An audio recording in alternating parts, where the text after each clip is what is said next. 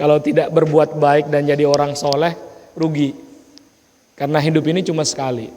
Maka kita bersyukur untuk nikmat, yaitu nikmat iman dan Islam.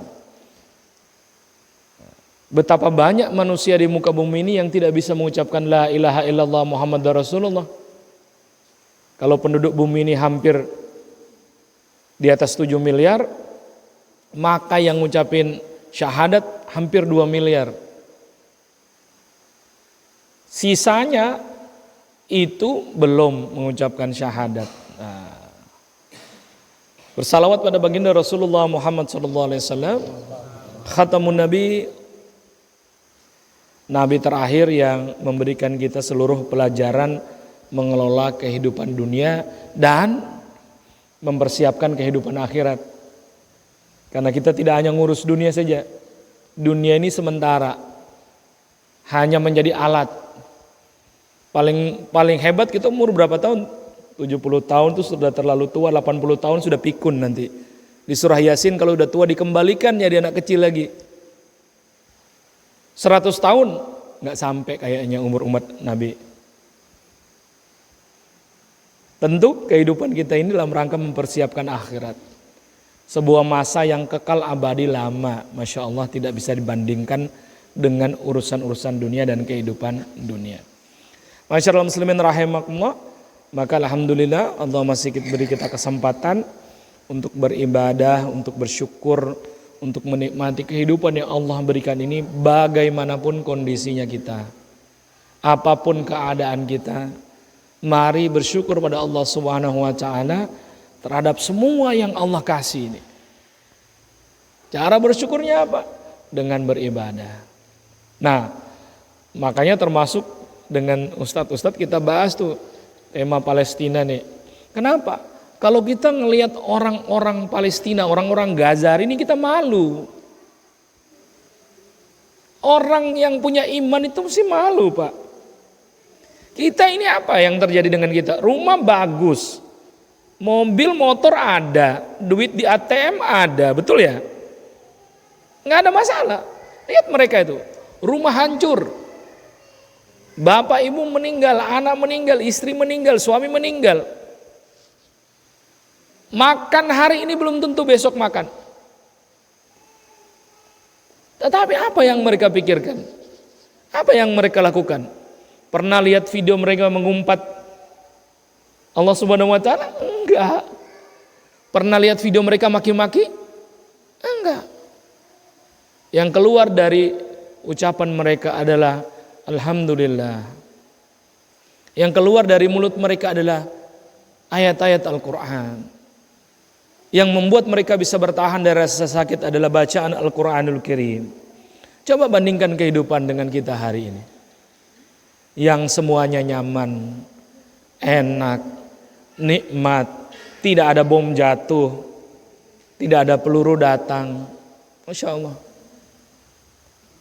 Betapa kalau kemudian kita melihat kehidupan kita hari ini, maka kalau kita tidak bersyukur, kita menjadi orang yang sangat rugi. Sangat rugi. Sangat rugi. Coba bandingkan dengan kehidupan mereka. Tetapi kemudian, Masya Allah, Allah hadirkan pemandangan-pemandangan itu sebagai sebuah contoh tauladan kepada kita. Sebagai sebuah pelajaran kepada kita. Bahwa kita boleh kehilangan mobil, kita boleh kehilangan rumah, kita boleh kehilangan suami, kita boleh kehilangan istri, kita boleh kehilangan anak, kita boleh kehilangan jabatan. Asal jangan satu yang hilang dari diri kita, yaitu iman kepada Allah Subhanahu wa taala. Selama iman ini masih ada dalam diri, apapun yang hilang itu tidak masalah sama sekali. Selama iman ini masih ada dalam hati, apapun yang hilang itu tidak masalah sama sekali. Jangan sampai kemudian kita terbalik. Ketakutan kita kehilangan jabatan, kehilangan harta, ya, kehilangan pekerjaan, kehilangan keuntungan, kehilangan proyek, kehilangan bisnis, mengalahkan ketakutan kita kepada Allah Subhanahu wa taala. Nah, itu hikmah yang kita lihat hari ini. Yang kedua apa? Nanti sebelum kita bicara soal sejarah peradaban nih, ini pembukaannya.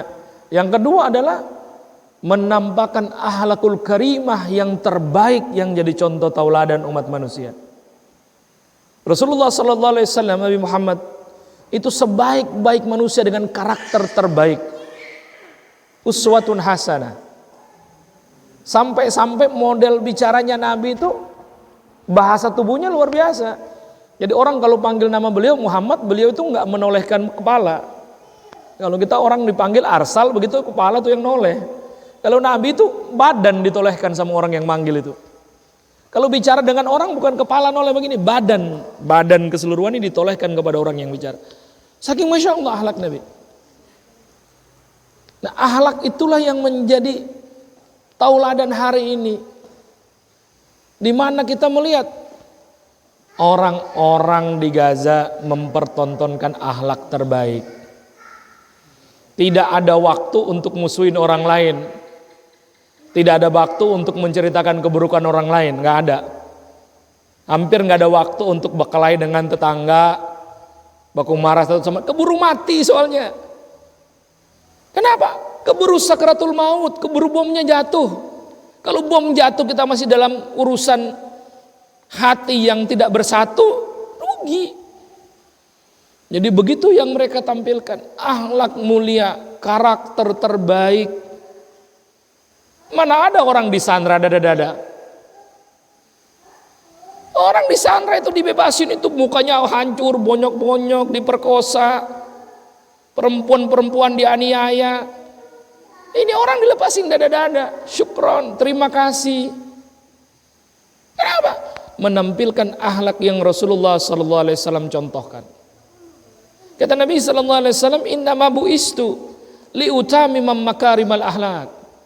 Saya ini diutus untuk menjadi tauladan percontohan akhlakul karimah manusia. Jadi rumusnya itu orang pintar kalah dengan orang cerdas. Orang cerdas kalah dengan orang beruntung. Dan beruntung itu haknya Allah Subhanahu wa taala.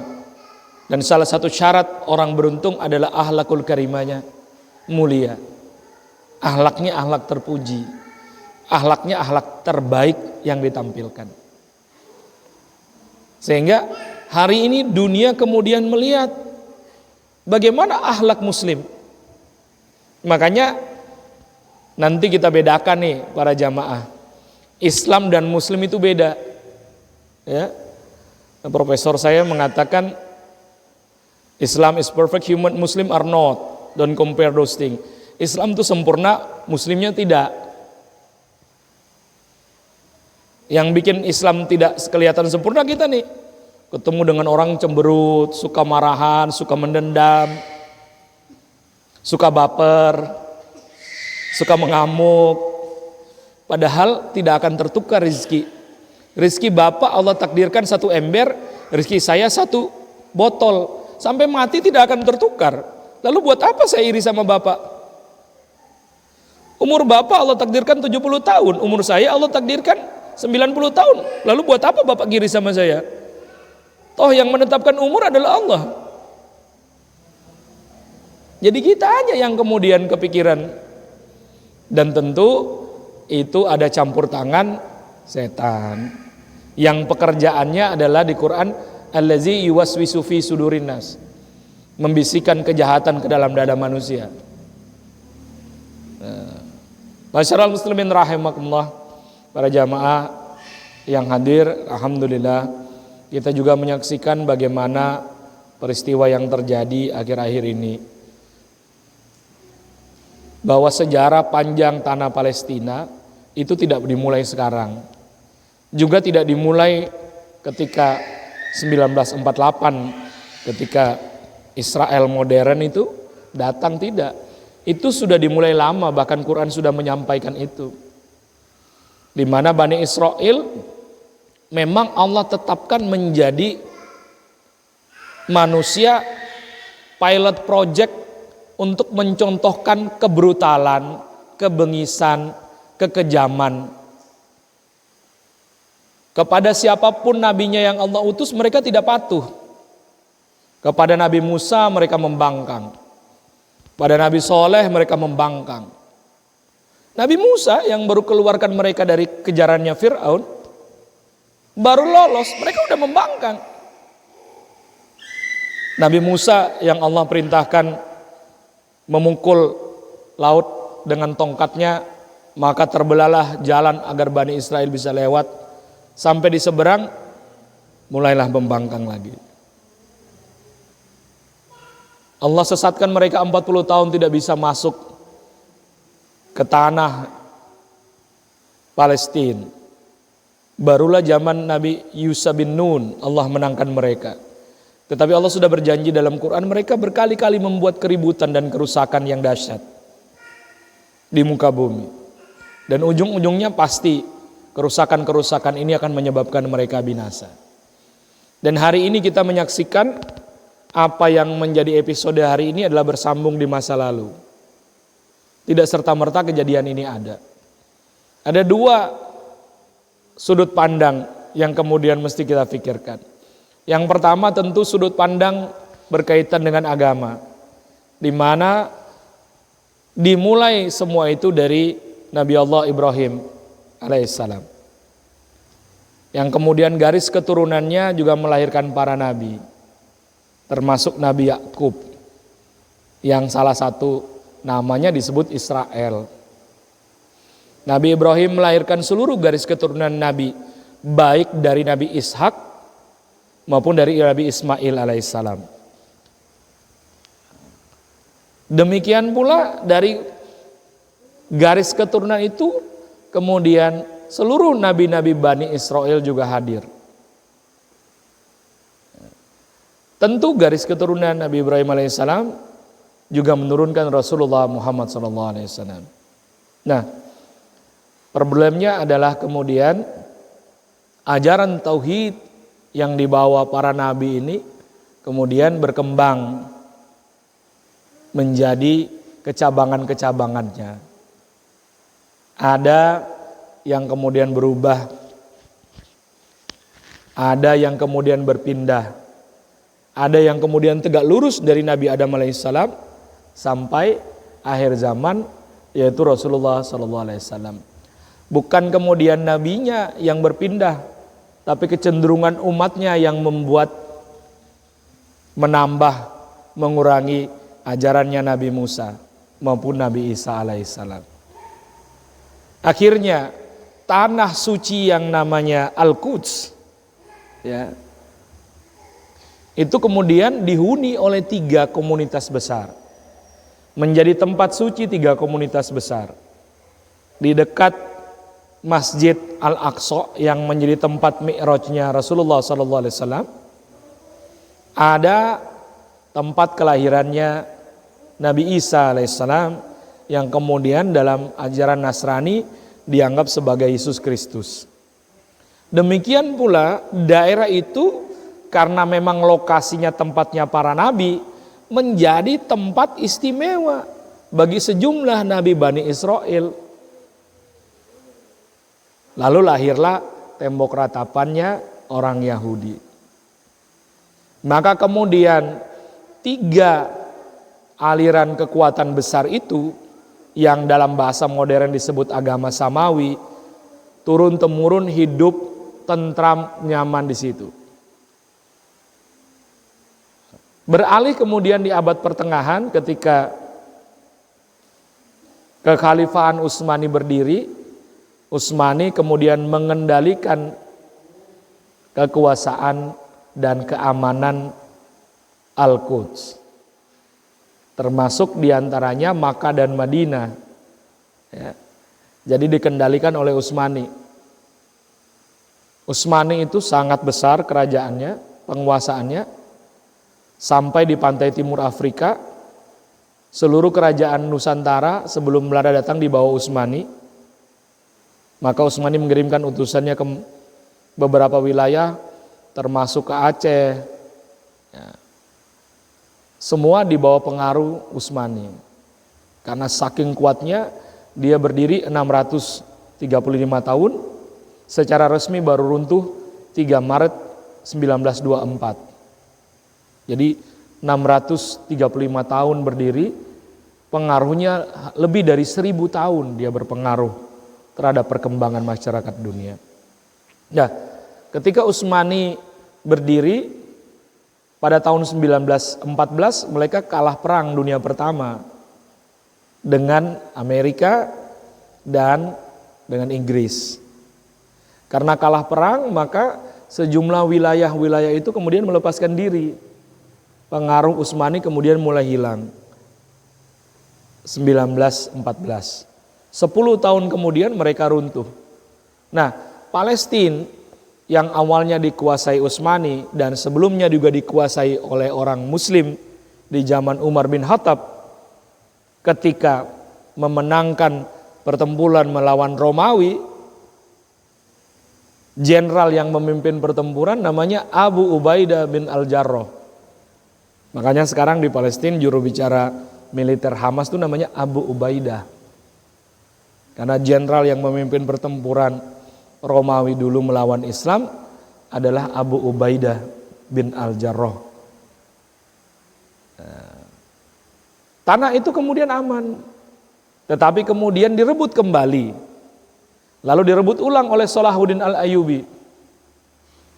Lalu 1914 Muslim kalah perang tadi, maka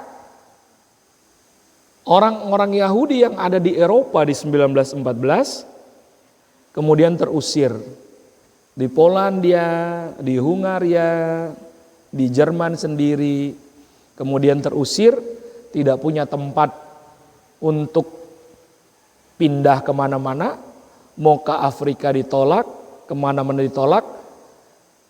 Kebetulan tanah itu juga bersinggungan dengan Bani Israel, dan pemerintah Inggris dalam catatan sejarah sedang berutang hampir 200 miliar kepada para saudagar Yahudi, maka diberikanlah tanah itu sebagai kompensasi tinggal sementara dengan syarat harus mematuhi negara Palestina. Nah, jadi mereka dulu jadi warga negara Palestina. Tetapi begitulah Allah sudah takdirkan orang-orang yang akan membuat kacau dunia. Ya, kita ngasih numpang orangnya yang ngusir kita dari rumah. Begitulah kemudian yang terjadi. Sedikit demi sedikit dengan bantuan keuangan dan melemahnya pengaruh Utsmani, maka Palestina sedikit demi sedikit dicaplok. Nah, setelah Palestina mulai kekuatannya hilang di bawah Utsmani, demikian pula Saudi. Saudi yang sekarang itu bukan serta-merta terjadi begitu saja. Sekarang namanya KSA. KSA itu singkatan dari Kingdom of Saudi Arabia. Masyarul muslimin rahimakumullah, para jamaah, bahwa yang terjadi di Saudi ya sesudah 1924 ke atas itu murni pengaruh barat bercampur di situ. Jadi setelah kemudian Utsmani tadi runtuh, Utsmani itu mengendalikan keamanan Saudi, Makkah, Madinah, dan Al-Aqsa. Mereka membuat rel kereta dari Istanbul sampai Makkah supaya orang mudah berhaji. Nah, setelah pengaruh Utsmani itu runtuh, ya, maka pengaruhnya juga di Saudi runtuh. Maka kemudian dilakukanlah operasi intelijen untuk menghasut suku-suku ini. Suku-suku ini kan dihasut semua untuk mendirikan negara sendiri melawan Utsmani tadi. Maka kemudian terjadi perang besar. Kalau bapak-bapak yang sudah sepuh, sudah tua tahu. Ada kisah-kisah bagaimana banjir darah di Mekah, perebutan kekuasaan di Mekah. Nah, terjadilah huru hara besar di Mekah pada saat itu, perebutan kekuasaan. Atas apa? Atas operasi intelijen seorang agen Inggris bernama Lawrence de Arabia. Kalau tidak percaya ucapan saya, Bapak bisa cari di Google atau nonton filmnya 4 jam lebih di Netflix. Ada film Lawrence de Arabian, tapi dibikin oleh versi orang-orang Eropa. Dialah yang menghasut suku-suku ini untuk melawan Utsmani dan membuat negara sendiri. Setelah kemudian pecah kekuasaan Utsmani, maka otomatis daerah Najaf yang menjadi tanah Arab itu menjadi 6 negara terpisah. Seperti sekarang ini, pisah-pisah mereka. Dulunya disatukan. Nah, demikian pula Syam yang menjadi Palestina dan lain sebagainya, negara tetangga sekitarnya, Mesir, itu kemudian juga berpisah setelah Utsmani runtuh. Otomatis setelah Utsmani runtuh, seluruh kekuatan umat Islam hilang total. Tidak ada perlindungan sama sekali. Maka kemudian yang terjadi adalah penggusuran demi penggusuran. Kekejaman dari kekejaman 75 tahun itu terjadi. Paling kejam di antara sebagian dari sejarah pemerintahan Israel adalah Jenderal Ariel Sharon.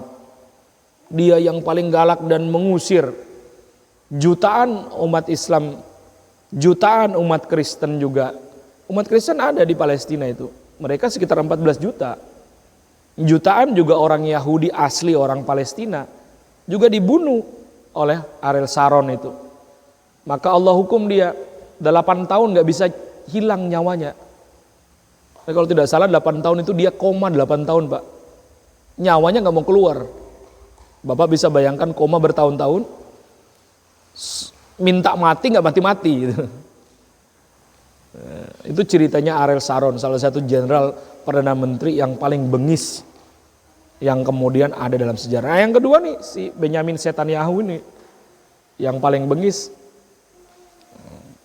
Jadi cerita ini menjadi cerita yang sangat panjang yang kemudian terjadi pada diri kaum muslimin yang ada di Al-Quds, yang ada di Palestina. Jadi bukan serta-merta tiba-tiba saja begitu Hamas menyerang, lalu ada pembalasan. Terlalu panjang Pak, 70 tahunan disiksa, ribuan orang dipenjara tanpa pengadilan. Jadi memang Israel memanfaatkan kekuatan lobi dan ekonominya untuk menekan warga asli Palestina agar negara yang mereka cita-citakan itu terlaksana. Negara itu kan seperti bendera mereka tuh. Sungai ada bintang Nabi Daud, David Star tuh. Jadi di antara dua sungai itu ada negara yang mereka hadirkan. Masyarakat muslimin rahimakumullah, itu yang kemudian terjadi 75 tahun pembantaian, kekejaman. Mungkin bapak-bapak yang sudah tua masih ingat tuh bagaimana Yasser Arafat memperjuangkan Palestina. Sampai kemudian juga ditembak oleh seorang Yahudi bernama Yegal Amir. Ditembak juga. Jadi ini bukan sekedar hari ini perang. Tidak, ini sudah melalui perjalanan yang sangat panjang prosesnya sampai pada tahap ini. Nah, lantas bagaimana kemudian kita melihat situasi hari ini? Ya kalau kata Kiai Haji Zainuddin MZ, Israel itu Amerika kecil dan Amerika itu Israel besar. Saya ini pernah ke Amerika Pak, diundang oleh pemerintah Amerika 6 tahun lalu. Jadi bukan diundang oleh LSM, tapi oleh US government. Jadi memang begitu, pengaruh lobi kekuatan Yahudi